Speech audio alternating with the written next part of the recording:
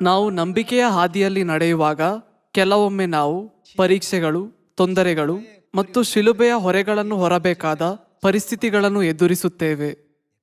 ಎಷ್ಟಾದರೂ ಕೆಲವರು ಈ ಎಲ್ಲ ಕಷ್ಟಗಳನ್ನು ತೊಂದರೆ ಮತ್ತು ನೋವು ಎಂದು ಅರ್ಥ ಮಾಡಿಕೊಳ್ಳುತ್ತಾರೆ.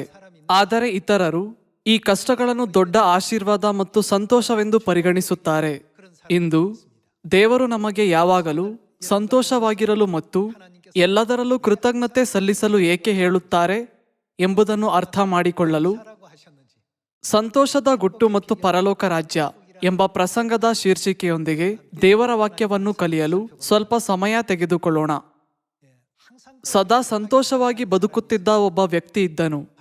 ನೋವು ಮತ್ತು ದುಃಖವನ್ನು ಅನುಭವಿಸಿದರೂ ಆ ಮನುಷ್ಯನು ಸಂತೋಷದಿಂದ ಇದ್ದನು. ಬ್ರಾಡ್ಕಾಸ್ಟಿಂಗ್ ಸ್ಟೇಷನ್ ಈ ವ್ಯಕ್ತಿಯನ್ನು ಅಸಾಮಾನ್ಯ ವ್ಯಕ್ತಿ ಎಂದು ಭಾವಿಸಿದೆ ಮತ್ತು ಅವರೊಂದಿಗೆ ಸಂದರ್ಶನ ನಡೆಸಲು ಹೋದರು.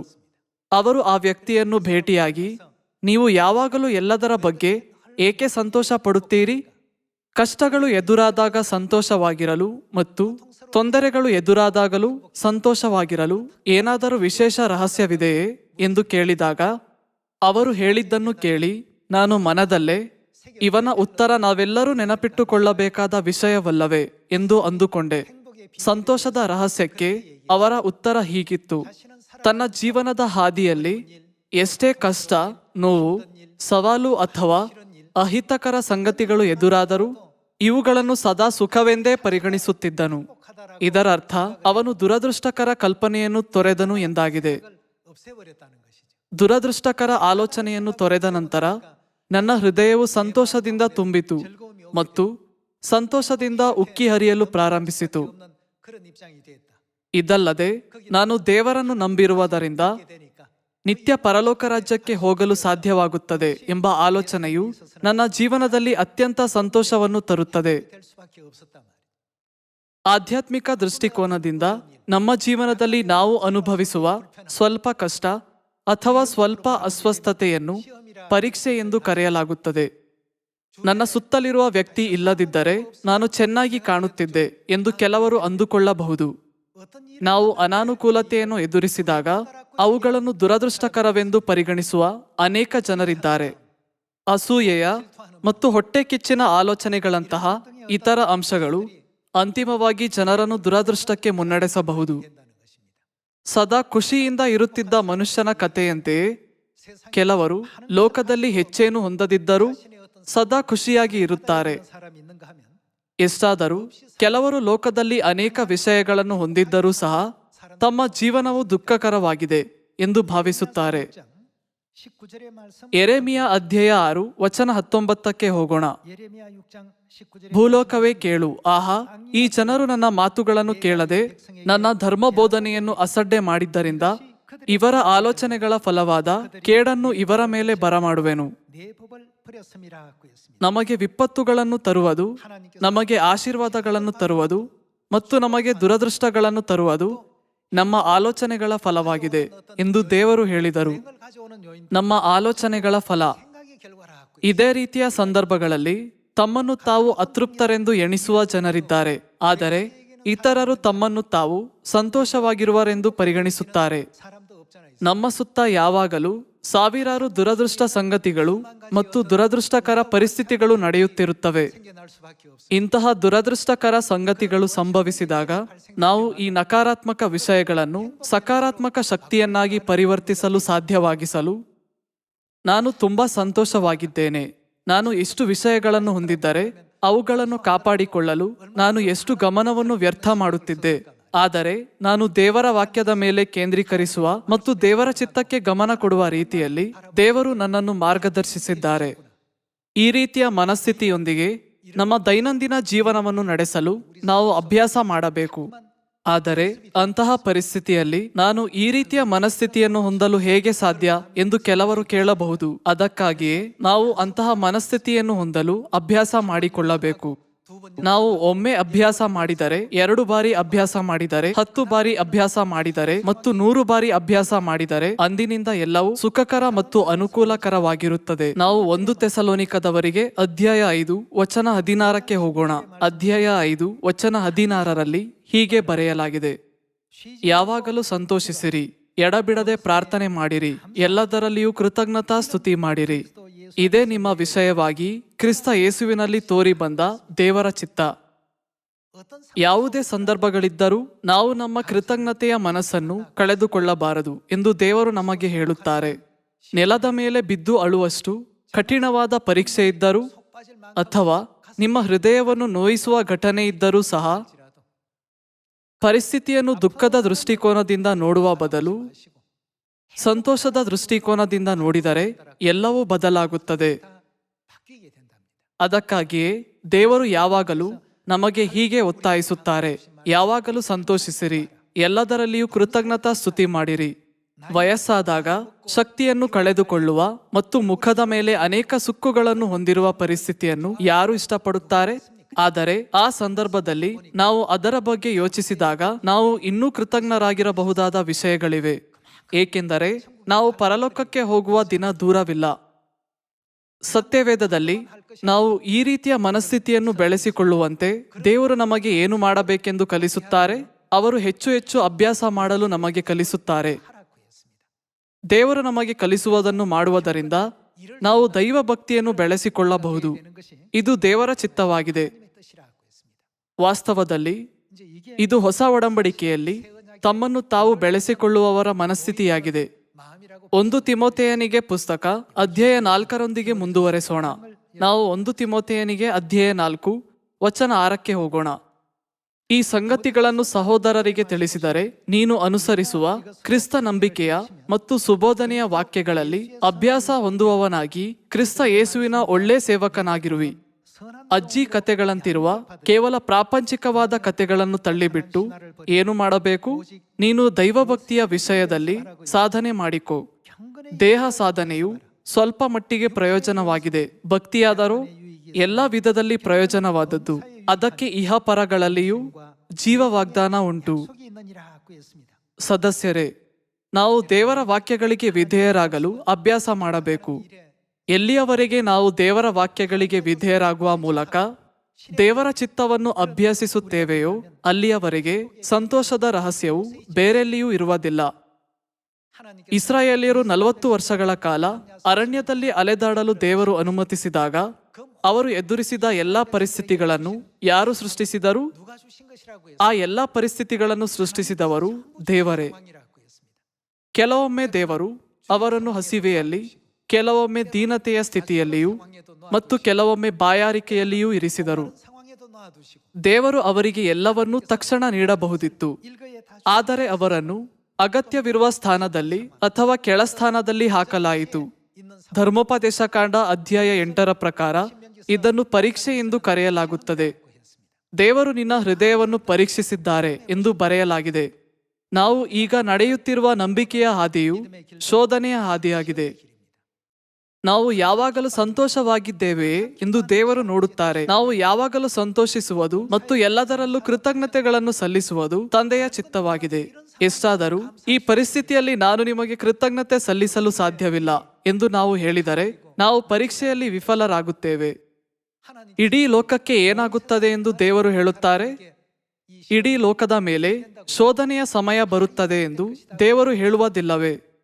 ಎಂತಹ ಪರಿಸ್ಥಿತಿ ಬಂದರೂ ಅದನ್ನು ದುರದೃಷ್ಟಕರ ಎಂದು ನಾವು ಪರಿಗಣಿಸದೇ ಇದ್ದರೆ ಅಂದಿನಿಂದ ನಾವು ಸಂತೋಷವಾಗಿರಬಹುದು.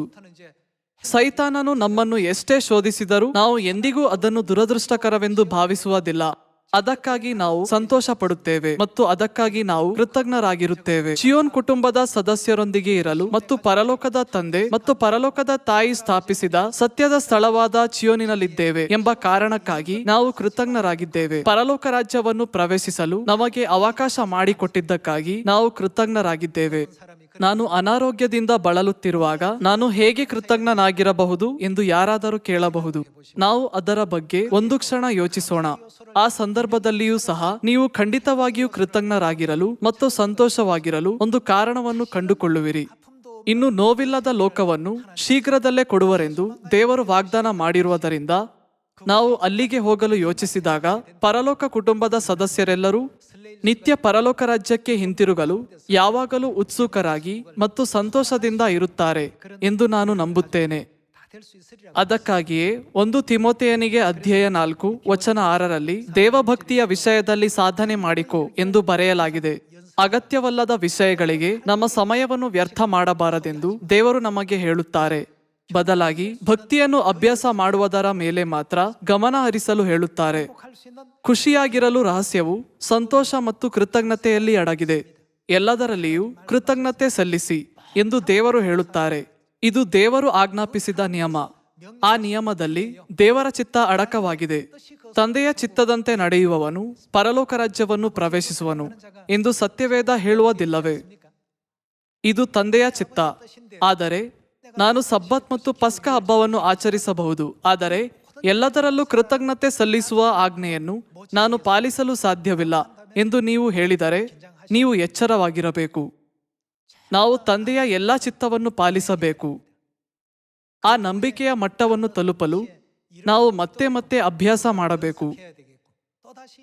ಒಮ್ಮೆ ಅಭ್ಯಾಸ ಮಾಡಿದ ನಂತರವೂ ನಿಮಗೆ ಅಂತಹ ಮನಸ್ಥಿತಿ ಇಲ್ಲದಿದ್ದರೆ 10 ಬಾರಿ ಪ್ರಯತ್ನಿಸಿ. 10 ಬಾರಿ ಅಭ್ಯಾಸ ಮಾಡಿದರೂ ನಿಮಗೆ ಅಂತಹ ಮನಸ್ಥಿತಿ ಬರದಿದ್ದರೆ 100 ಬಾರಿ ಪ್ರಯತ್ನಿಸಿ. 100 ಬಾರಿ ಸಾಕಾಗದಿದ್ದರೆ 200 ಅಥವಾ 300 ಬಾರಿ ಪ್ರಯತ್ನಿಸಿ. ಇದರಿಂದ ನಮಗೆ ಯಾವುದೇ ಪರಿಸ್ಥಿತಿಗಳು ಸಂಭವಿಸಿದರೂ ಇದನ್ನು ಅತೃಪ್ತಿಗೆ ಕಾರಣವೆಂದು ತೆಗೆದುಕೊಳ್ಳಬಾರದು. ನನ್ನನ್ನು ನಿತ್ಯ ಪರಲೋಕ ರಾಜ್ಯಕ್ಕೆ ಮುನ್ನಡೆಸಲು ದೇವರು ನನ್ನನ್ನು ಕೆಲವೊಮ್ಮೆ ದೀನನಾಗಿಸಿ, ಕೆಲವೊಮ್ಮೆ ನನಗೆ ಹಸಿವಿನಿಂದ ಮತ್ತು ಕೆಲವೊಮ್ಮೆ ಚಳಿಯಲ್ಲಿಯೂ ವಸ್ತ್ರವಿಲ್ಲದೆಯೂ ಇರುವಂತೆ ಮಾಡಿದರು ಎಂದು ನಾವು ಯೋಚಿಸೋಣ. ಕೆಲವೊಮ್ಮೆ ನನ್ನ ಮನಸ್ಸಿನಲ್ಲಿ ಏನಿದೆ ಮತ್ತು ನಾನು ಆತನ ಆಜ್ಞೆಗಳನ್ನು ಕೈಗೊಂಡು ನಡೆಯುತ್ತಿದ್ದೇನೆಯೇ ಎಂದು ತಿಳಿಯಲು ದೇವರು ನನ್ನನ್ನು ಕಷ್ಟಕರ ಸಂದರ್ಭಗಳಲ್ಲಿ ಹಾಕುತ್ತಾರೆ. ದೇವರೇ, ನಾನು ಇಂದು ಎದುರಿಸಿದ ಎಲ್ಲಾ ಕಷ್ಟಗಳನ್ನು ಜಯಿಸಿದ್ದರಿಂದ ನಾನು ತುಂಬಾ ಸಂತೋಷವಾಗಿದ್ದೇನೆ. ಸ್ವಲ್ಪ ಸಮಯದ ನಂತರ ನೀವು ನನಗಾಗಿ ಸಿದ್ಧಪಡಿಸಿದ ನಿತ್ಯ ಪರಲೋಕ ರಾಜ್ಯಕ್ಕೆ ನನ್ನನ್ನು ಮುನ್ನಡೆಸುತ್ತೀರಲ್ಲವೇ? ಇದರ ಬಗ್ಗೆ ಯೋಚಿಸಿದಾಗ ನಮಗೆ ಎಷ್ಟೇ ವಯಸ್ಸಾಗಿದ್ದರೂ, ನಮ್ಮ ದೇಹದಲ್ಲಿ ಯಾವುದೇ ರೀತಿಯ ಕಾಯಿಲೆ ಇದ್ದರೂ ನಾವು ಸಂತೋಷವಾಗಿರಬಹುದು. ನಮ್ಮ ಭೌತಿಕ ದೇಹವು ನಮ್ಮ ಆತ್ಮಗಳ ಬಟ್ಟೆಗಳಂತೆ ಇದೆ. ಅವುಗಳನ್ನು ಹೆಚ್ಚು ಬಳಸಿದರೆ ಅವು ಸವೆದು ಹೋಗುತ್ತವೆ ಮತ್ತು ಅವು ಸವೆದರೆ ಅವುಗಳನ್ನು ಸರಿಪಡಿಸಬೇಕಾಗಿದೆ. ನಾವು ಯಾವಾಗ ಬೇಕಾದರೂ ನೋವು ಅನುಭವಿಸಬಹುದು. ಈ ಕಾರಣಕ್ಕಾಗಿ ದೇವರು ನಮಗೆ ಯಾವುದೇ ನೋವಿಲ್ಲದ ಲೋಕವನ್ನು ನೀಡುತ್ತೇನೆ ಎಂದು ವಾಗ್ದಾನ ಮಾಡಿದರಲ್ಲವೇ? ಇದು ಅತ್ಯುತ್ತಮ ಸುದ್ದಿಯಾಗಿದೆ. ಅಲ್ಲಿ ಮರಣವಿರುವುದಿಲ್ಲ. ಇದು ಉತ್ತಮ ಸುದ್ದಿಯಲ್ಲವೇ?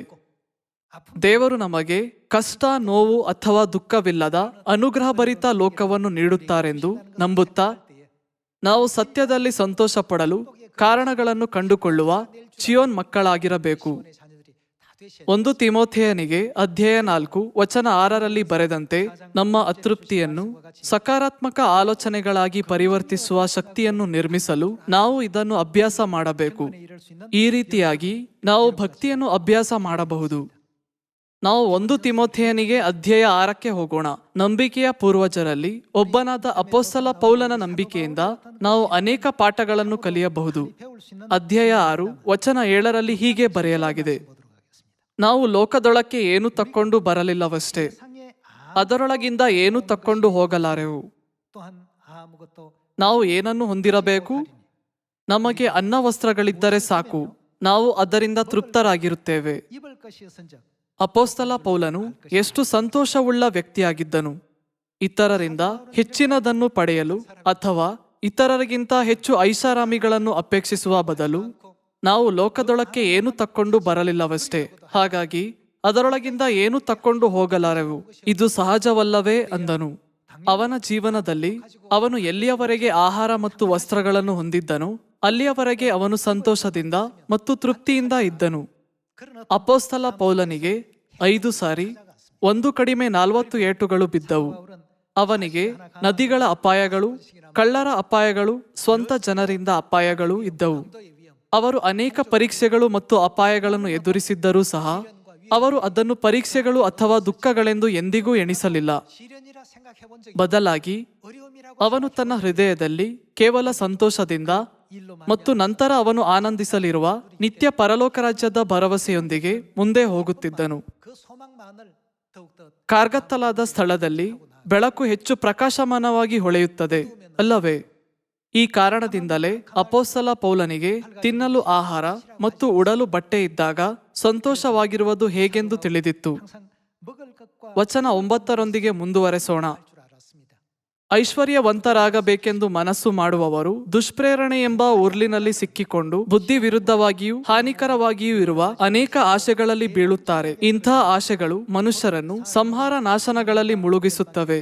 ಹಣದಾಸೆಯು ಸಕಲ ವಿಧವಾದ ಕೆಟ್ಟತನಕ್ಕೆ ಮೂಲವಾಗಿದೆ. ಕೆಲವರು ಅದಕ್ಕಾಗಿ ಆತುರಪಟ್ಟು ಅದರಿಂದ ಕ್ರಿಸ್ತ ನಂಬಿಕೆಯನ್ನು ಬಿಟ್ಟು ಅಲೆದಾಡಿ ಅನೇಕ ವೇದನೆಗಳಿಂದ ತಮ್ಮನ್ನು ತಿವಿಸಿಕೊಳ್ಳುತ್ತಾರೆ.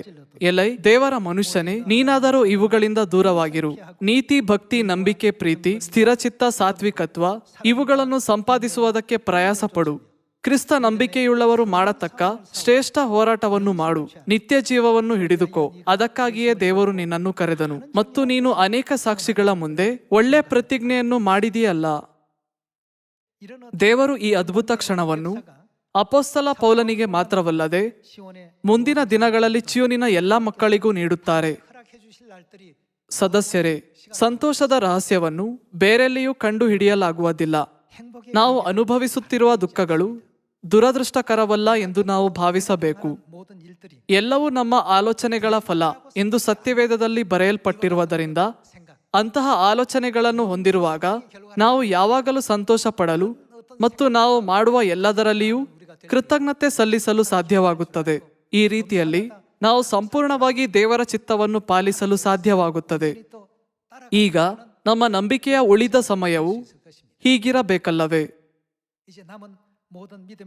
ತಮ್ಮ ಸಂದರ್ಭಗಳನ್ನು ದುರದೃಷ್ಟಕರವೆಂದು ಪರಿಗಣಿಸದವರು ಯಾವಾಗಲೂ ಸಂತೋಷವಾಗಿರಬಹುದು ಮತ್ತು ಎಲ್ಲ ಸಂದರ್ಭಗಳಲ್ಲಿ ಕೃತಜ್ಞತೆಗಳನ್ನು ಸಲ್ಲಿಸುವ ನಂಬಿಕೆಯನ್ನು ಕಾಪಾಡಿಕೊಳ್ಳಬಹುದು. ಇದು ದೇವರ ಚಿತ್ತವಾಗಿದೆ. ಆದರೆ ನಾವು ವಿರುದ್ಧವಾಗಿ ಮಾಡಿದರೆ ಏನಾಗುತ್ತದೆ? ಯಾಕೋಬ ಅಧ್ಯಾಯ 1 ವಚನ 14 ಹೋಗೋಣ. ಆದರೆ ಪ್ರತಿಯೊಬ್ಬನು ಪ್ರೇರೇಪಿಸಲ್ಪಡುತ್ತಾನೆ. ಜನರು ಶೋಧನೆಗೆ ಒಳಗಾದಾಗ ಅವರು ಸಂತೋಷದ ಬದಲು ದುರದೃಷ್ಟಕರ ಎಂದು ಭಾವಿಸುತ್ತಾರೆ. ಅವರು ಇರುವ ಪರಿಸ್ಥಿತಿಯಿಂದ ಅವರು ಅತೃಪ್ತರಾಗಿದ್ದಾರೆಂದು ಅವರು ಭಾವಿಸುತ್ತಾರೆ. ಆದರೆ ಪ್ರತಿಯೊಬ್ಬನು ತನ್ನಲ್ಲಿರುವ ಆಶಾಪಾಶದಿಂದ ಎಳೆಯಲ್ಪಟ್ಟು ಮರುಳುಗೊಂಡವನಾಗಿ ಪ್ರೇರೇಪಿಸಲ್ಪಡುತ್ತಾನೆ. ಆಮೇಲೆ ಆಶೆಯು ಬಸುರಾಗಿ ಪಾಪವನ್ನು ಹೇರುತ್ತದೆ. ಪಾಪವು ತುಂಬಾ ಬೆಳೆದು ಮರಣವನ್ನು ಹಡೆಯುತ್ತದೆ. ನಾವು ಪರಲೋಕ ರಾಜ್ಯವನ್ನು ಬಯಸುವುದು ಒಳ್ಳೆಯದು. ಆದರೆ ಲೌಕಿಕ ಬಯಕೆಗಳು ನಮ್ಮನ್ನು ಪರೀಕ್ಷೆಗಳಿಗೆ ಮತ್ತು ದುಃಖಕ್ಕೆ ಮುನ್ನಡೆಸುತ್ತವೆ. ಮತ್ತು ನಾವು ಭಕ್ತಿಯಿಂದ ಇರುವುದು ಮತ್ತು ಯಾವುದೇ ಸಂದರ್ಭವನ್ನು ಎಂದಿಗೂ ದುಃಖದ ಪರಿಸ್ಥಿತಿ ಎಂದು ಪರಿಗಣಿಸದ ಮನಸ್ಥಿತಿಯನ್ನು ಹೊಂದಿರಬೇಕೆಂದು ಅಭ್ಯಸಿಸಿರುವುದು ವ್ಯರ್ಥವಾಗುತ್ತದೆ.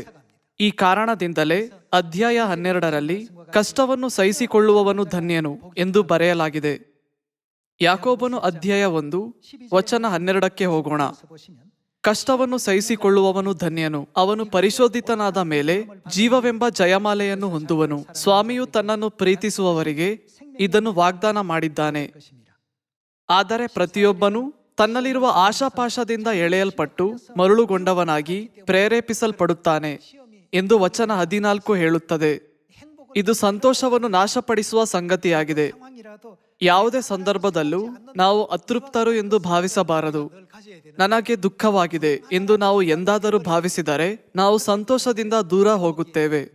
ನಂತರ ನಾವು ಅಂತಿಮವಾಗಿ ಸಂತೋಷದಿಂದ ದೂರವಿರುವ ಜೀವನವನ್ನು ನಡೆಸುತ್ತೇವೆ.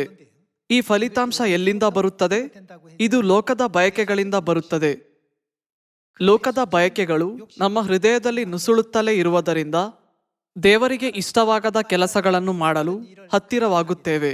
ಮತ್ತು ಅಂತಹ ಜೀವನದಲ್ಲಿ ನಾವು ಪ್ರವೇಶಿಸಿದಾಗ ನಮಗೆ ಸಂತೋಷದ ಬದಲು ದುರದೃಷ್ಟವೇ ಬರುತ್ತದೆ. ನಾವು ಯಾವಾಗಲೂ ದೇವರಲ್ಲಿ ಉಳಿಯಬೇಕು.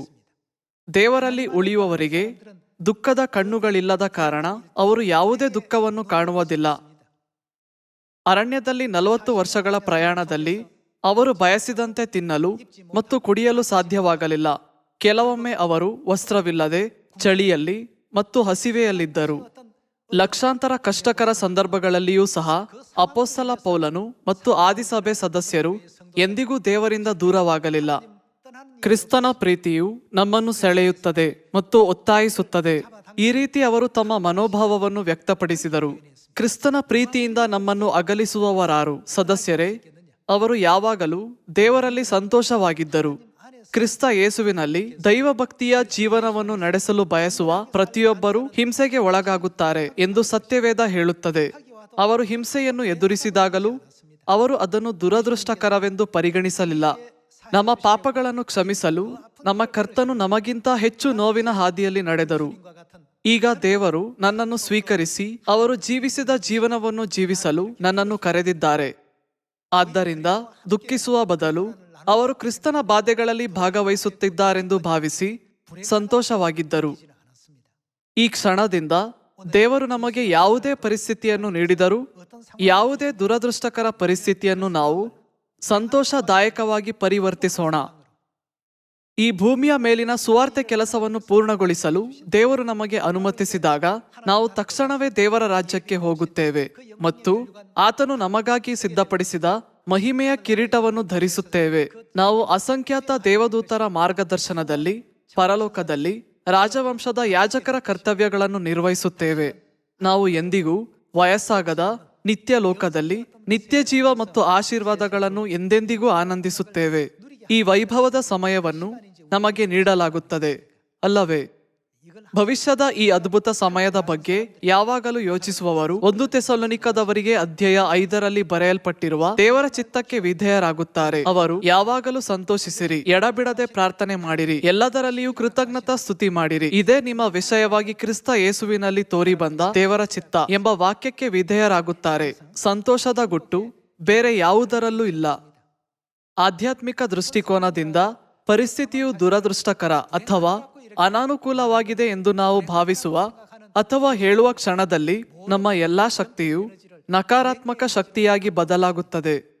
ಆದರೆ ಪರಿಸ್ಥಿತಿ ಅದೃಷ್ಟಕರವಾಗಿದೆ ಎಂದು ನೀವು ಭಾವಿಸಿದರೆ, ನಾನು ಕಥೆಯಲ್ಲಿ ಹೇಳಿದಂತೆ ನೀವು ಎಷ್ಟು ವಯಸ್ಸಾದವರಾದರೂ ಸಂತೋಷವಾಗಿರುತ್ತೀರಿ. ವಯಸ್ಸಾಗುವುದು ದುಃಖಕರವಲ್ಲವೇ ಎಂದು ಕೆಲವರು ಕೇಳಬಹುದು. ಇದಕ್ಕೆ ನಾನು ಸ್ವಲ್ಪ ಸಮಯದ ನಂತರ ತಂದೆಯನ್ನು ಭೇಟಿ ಮಾಡುತ್ತೇನೆ, ಹಾಗಾದರೆ ನಾನೇಕೆ ದುಃಖ ಪಡಬೇಕು? ನಾನು ಸಂತೋಷದಿಂದ ಈ ಅದ್ಭುತ ಕ್ಷಣವನ್ನು ಎದುರು ನೋಡುತ್ತಿದ್ದೇನೆ ಎಂದು ನಾವು ಉತ್ತರಿಸಬೇಕು. ಈ ರೀತಿಯ ಮನಸ್ಥಿತಿ ಸರಿಯಾದ ನಂಬಿಕೆ ಇರುವಂತೆ ಮುನ್ನಡೆಸುತ್ತದೆ. ಇದರಿಂದ ನಾವು ನೀತಿವಂತ ಜೀವನವನ್ನು ನಡೆಸಿದ್ದೇವೆ ಎಂದು ಹೇಳಬಹುದು.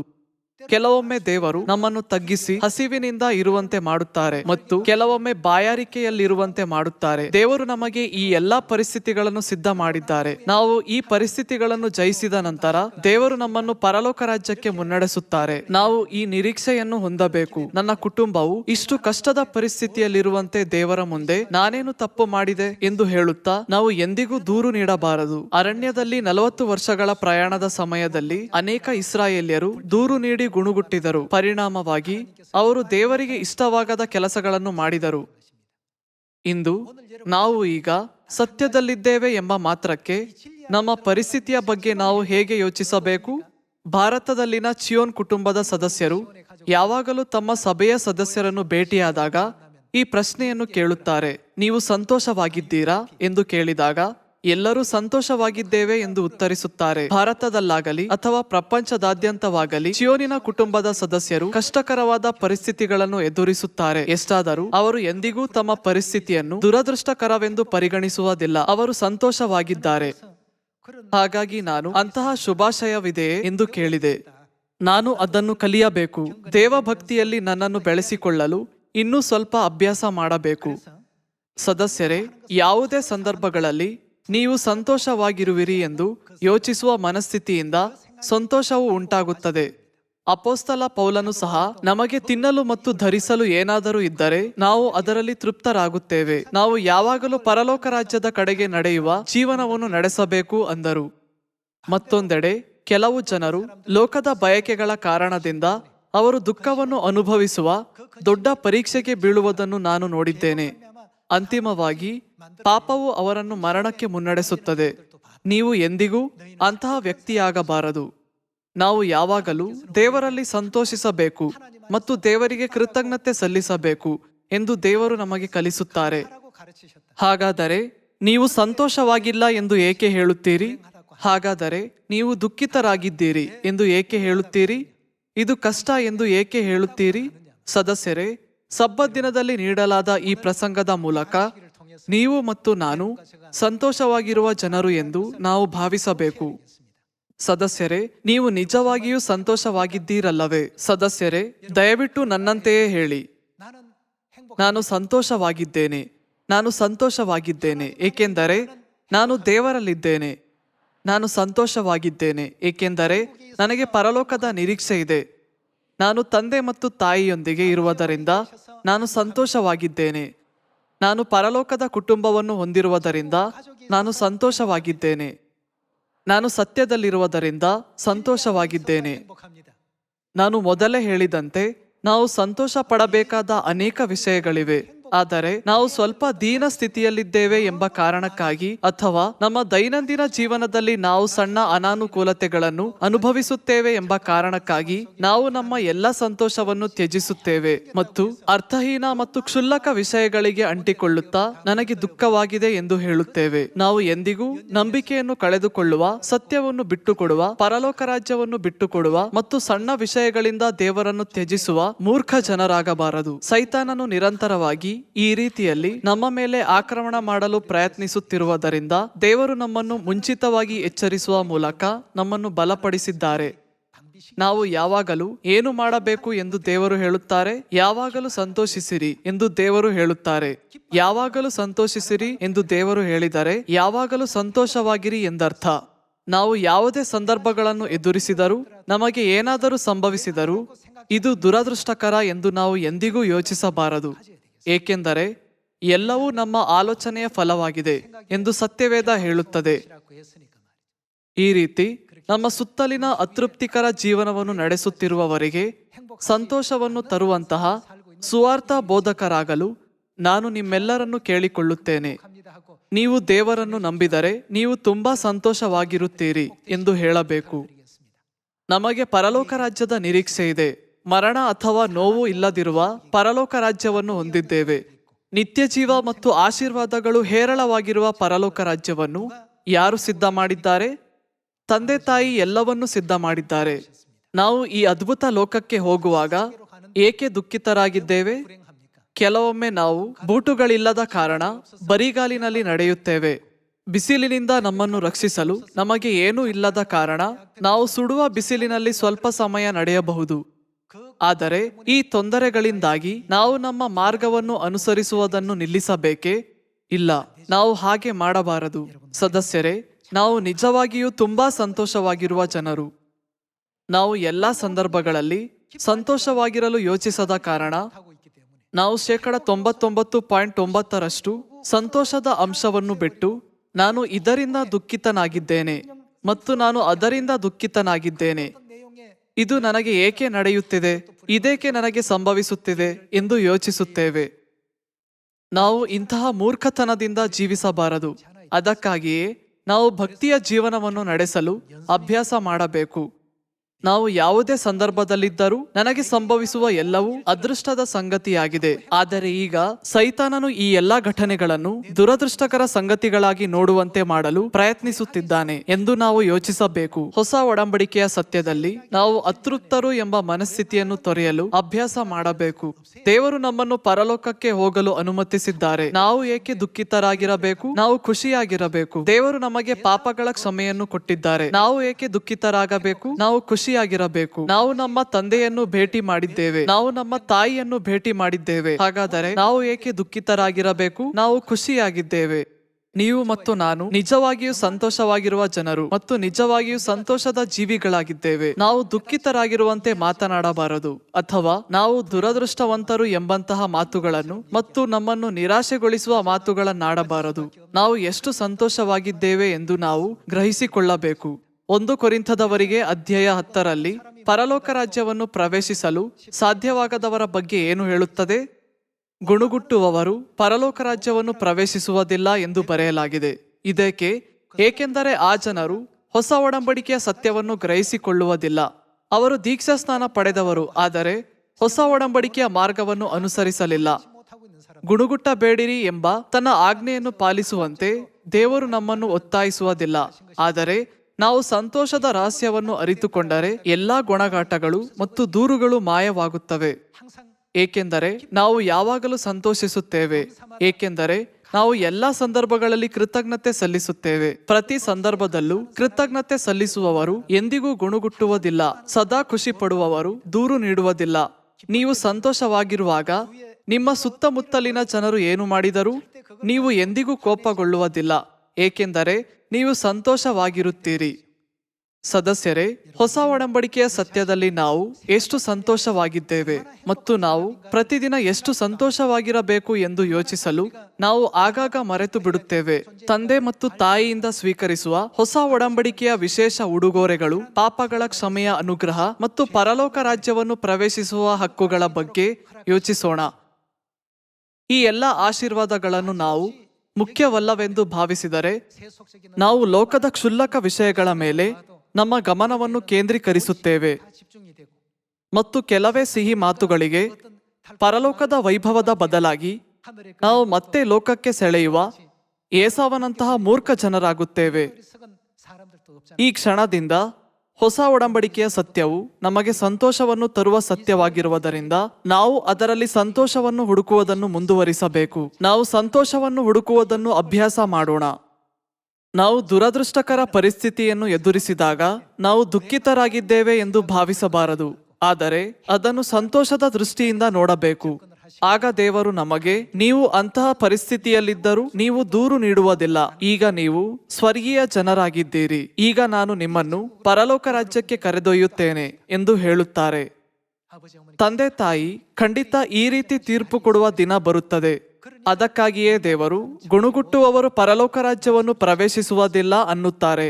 ಈ ಕ್ಷಣದಿಂದ ನಿಮ್ಮ ಕುಟುಂಬದೊಂದಿಗೆ, ನಿಮ್ಮ ಮಕ್ಕಳೊಂದಿಗೆ, ನಿಮ್ಮ ನೆರೆಹೊರೆಯವರೊಂದಿಗೆ ಅಥವಾ ನಿಮ್ಮ ಸ್ನೇಹಿತರೊಂದಿಗೆ ನಿಮಗೆ ಸಮಸ್ಯೆಗಳಿದ್ದರೂ, ಬೋಧಿಸುವಾಗ ಸಾವಿರಾರು ಅಹಿತಕರ ವಿಷಯಗಳು ಸಂಭವಿಸಿದರೂ ಸಹ ಆ ಪರಿಸ್ಥಿತಿಯಲ್ಲಿ ಸಂತೋಷ ಪಡಲು ಕಾರಣವನ್ನು ಕಂಡುಕೊಳ್ಳೋಣ ಮತ್ತು ನಾವು ಸಂತೋಷವಾಗಿದ್ದೇವೆಯೇ ಅಥವಾ ಇಲ್ಲವೇ ಎಂಬುದನ್ನು ಪರೀಕ್ಷಿಸಲು ದೇವರು ಈ ಪರಿಸ್ಥಿತಿಗಳನ್ನು ಮತ್ತು ಜನರನ್ನು ಉಂಟು ಮಾಡಿದರು ಎಂದು ಯೋಚಿಸೋಣ.